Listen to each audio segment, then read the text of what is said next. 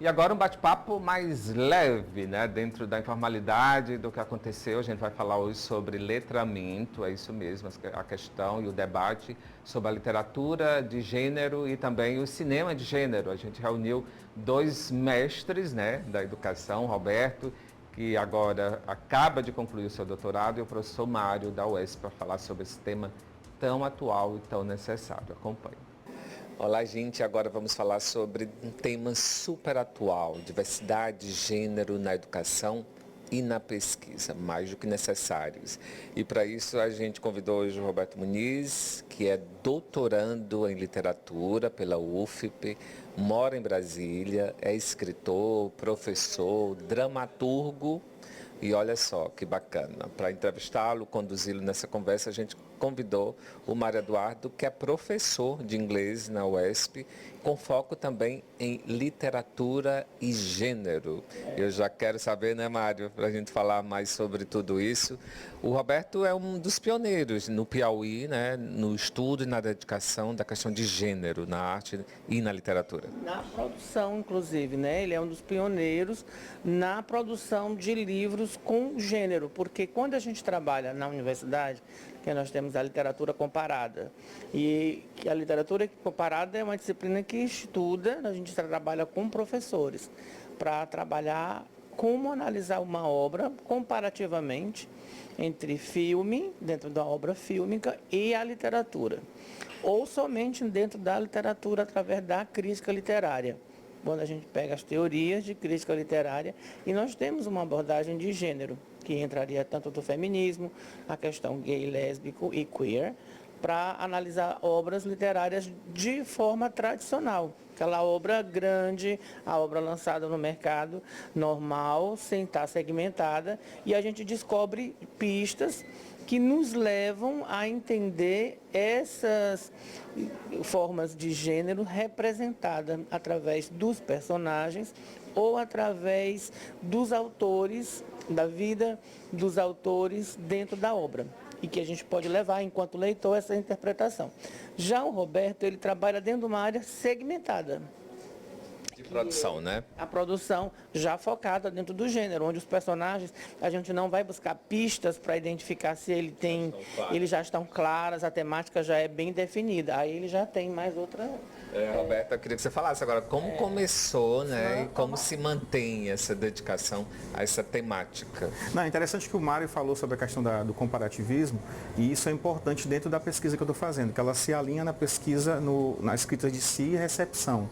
Então a gente está trabalhando em ler romances, né, que tem essa questão da representatividade, do protagonismo, do pertencimento de pessoas LGBTQIA+. E minha pesquisa, né, a pesquisa do doutorado, ela está centrada nesse letramento literário, não é? Queer, que o Mário acabou de abordar, que é o quê? É trazer, em resumo, né, aqui grosseiramente falando, trazer para dentro da sala de aula dessas questões de diversidade, gênero, queer, sexualidade, né, que não é trabalhada na escola, para dentro da sala de aula por meio dos livros que contemplem essas personagens. Então, minha pesquisa está baseada justamente nisso. O letramento literário queer. A gente está usando duas obras literárias do João Silvério Trevisan, que é A Idade do Ouro no Brasil, que tem aí travestis como personagens principais da trama. E um livro de 1984, 83, né, quando ele foi lançado, um dos primeiros livros do João, que é Em Nome do Desejo, que está sendo agora relançado em inglês, né, foi relançado em inglês, pautando a importância ainda de discutir essa questão, por exemplo, dos espaços performáticos de um seminário, por exemplo, que é a trama do livro.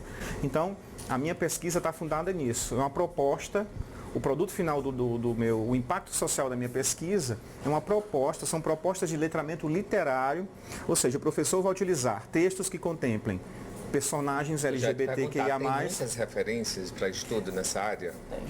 Para referência de letramento queer em sala de aula, a gente tem poucas referências, porque a gente não tem pesquisas que trabalham essa literatura casuística dentro de sala de aula. Letramento literário não é novidade. Não é novidade nenhuma. A pesquisa em si não tem novidade nesse sentido.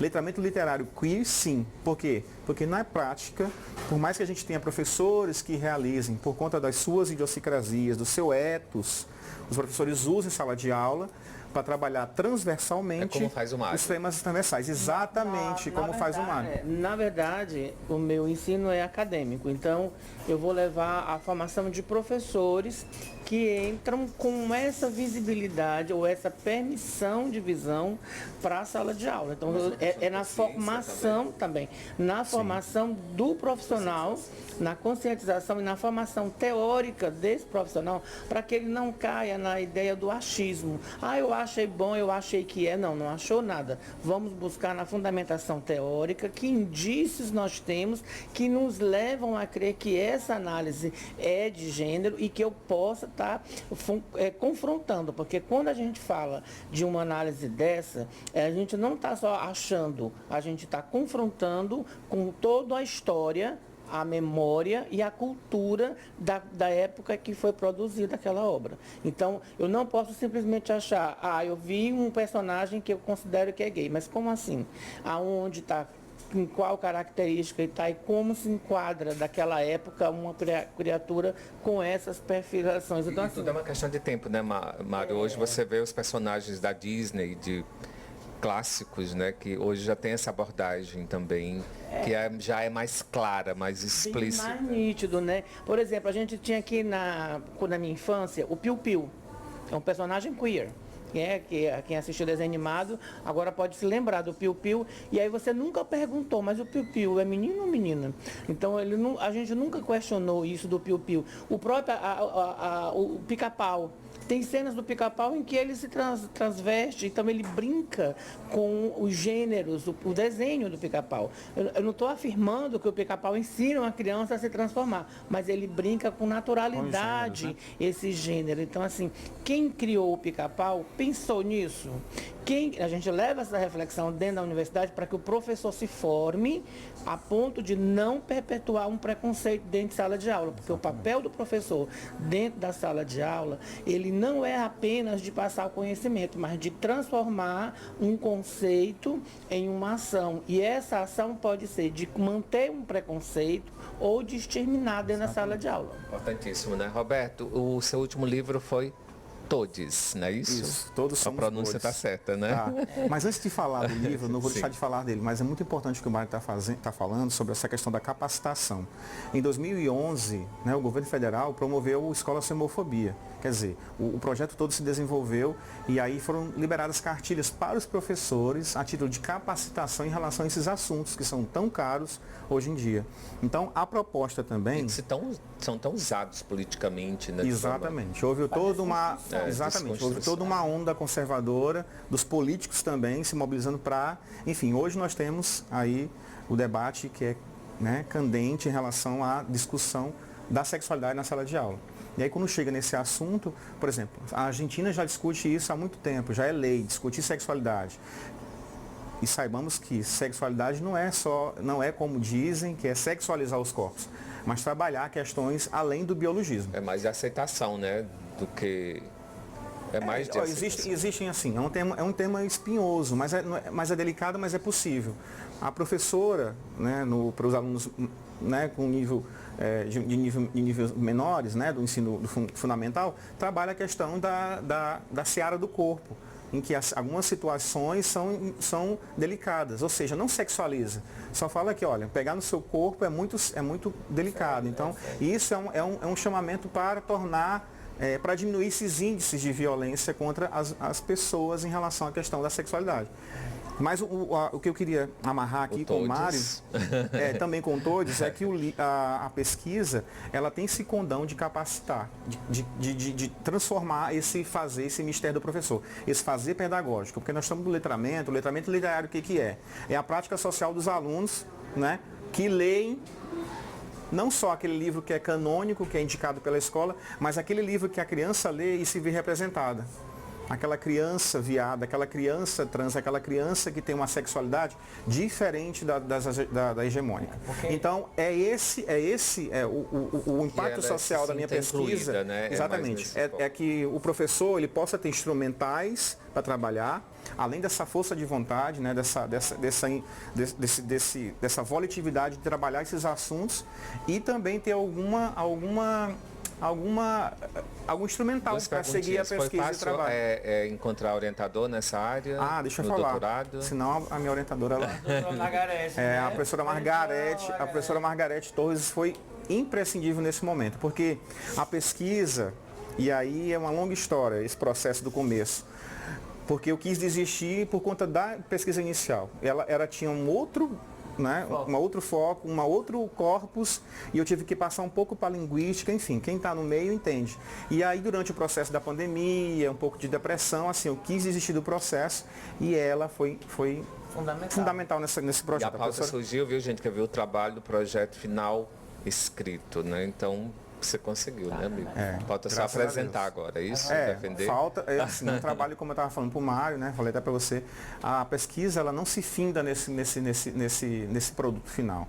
Ela vai enfim, eu tenho um propósito de ampliá-la, de melhorá-la.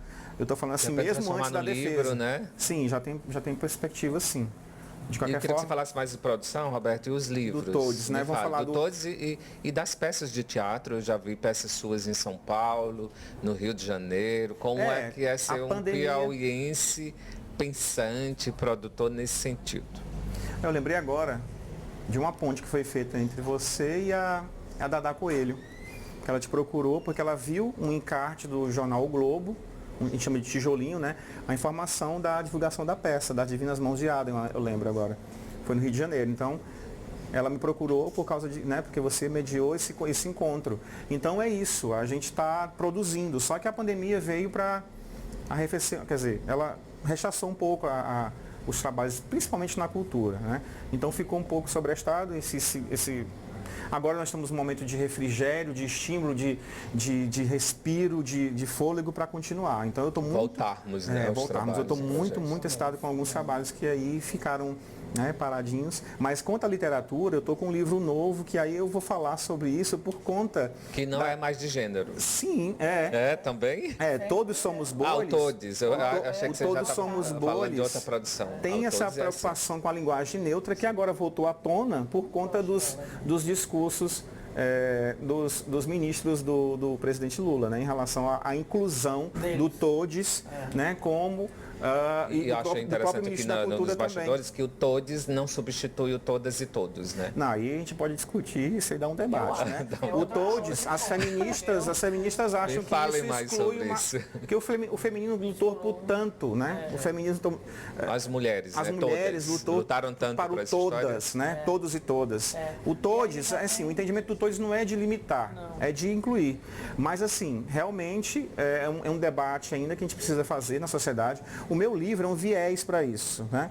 Eu estou corporizando pessoas não binárias, inclusive foi até uma discussão com um amigo meu em relação que essa linguagem neutra veio da academia. Não, discordo. A academia, ela está estudando, né? Mas a linguagem neutra, ela se deu dentro do movimento de quem usa, as pessoas que usam. São os usuários que se reconhecem dentro dessa linguagem. E que leva a academia a pesquisar isso. Leva apenas a pesquisa, mas o fenômeno estudado pela academia. E nem de dizer que ela tem que ser validada. Exatamente. Na verdade, a academia não entra dentro dessa seara aí. É só estudar o fenômeno. Não, só o fenômeno. Do estudo da questão do Todes. E voltando ainda para essa questão do Todes, transexualidade, né? Sim, professor, né? Então, a gente viu, eu queria até que depois da produção procurasse o filme Mavian Rose, que é um filme que fala sobre essa questão da transexualidade infantil. Porque quando a gente fala sobre a linguagem neutra e só coloca isso nos 18 anos para cima, e a fase adolescência, e a fase infantil, onde está?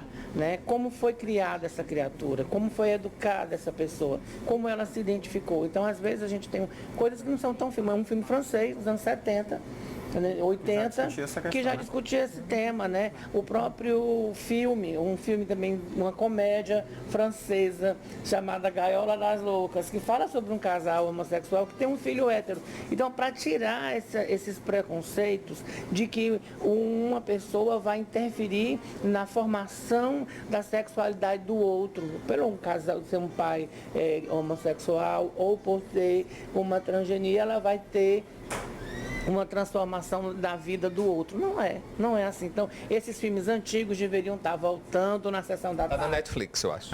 Mas deveria estar mais diante, assim. São temas que a gente vê, Rivanildo, que A Globo ainda não mostrou. mostrou, mas Não, é vai porque muito as tempo. pessoas é que Mas à precisam noite. absorver mais essas coisas como ato natural. Por isso que é O papel importante. da arte, Por né, isso que a também pesquisa de é ajudar a importante. Caso agora transformar. recente num shopping da cidade com uma palestra. Sim, eu E soube. teve uma mãe que teve problemas com Falar outras sobre- pessoas, que ela foi só falar sobre a própria experiência dela, né? E a gente fica constrangido, eu me senti constrangido de ter que ler uma reportagem que fala que uma mãe foi constrangida por falar da experiência dela como mãe. E é por isso que o trabalho se torna importante, porque a gente vai discutir o chão da escola.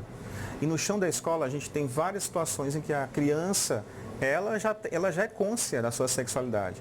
E ela exige, por exemplo, tratamento específico do reconhecimento do nome social. Senão a criança não tem preconceito, né? Não tem. Olha, Preconceito vem eu vou dos falar adultos. rapidinho de uma situação que eu passei agora recente, em substituição a um professor na sala de aula. Eu tive que substituir esse professor e aí na sala de aula eu fiquei impressionado com como os alunos receberam esse desejo de uma das alunas ser chamada pelo nome social, o nome social dela. Embora a menina não tivesse trajes, enfim, ela quis ser reconhecida como masculina. Então, e os meninos, os alunos da turma se deram muito bem, se davam muito bem com esse aluno. Então, é uma questão mais do professor, o despreparo é muito maior do professor do que em relação Mas o exatamente. preconceito é silencioso, né? Às vezes. Sim. Só que com as redes sociais elas se projetam de uma forma bem mais ampla Por e isso- que selvagem. você está trazendo essa temática também para o seu público, que pode refletir sobre isso e às vezes até tem dentro de casa um exemplo.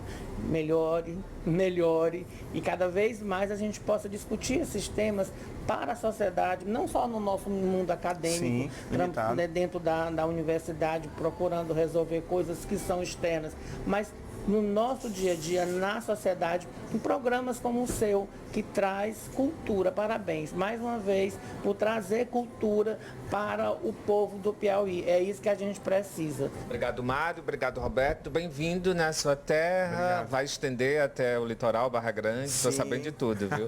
Chegou agora Vou o dar um momento passeio coluna por lá. social. Não, recentemente saiu até uma reportagem na Folha de São Paulo, né? Falando como sobre dica, Barra né? Grande, Barra né? A Grande, importância de Barra os Grande, lençóis, né? né? Com certeza, Rivanil. Com certeza, Rivanildo. E agora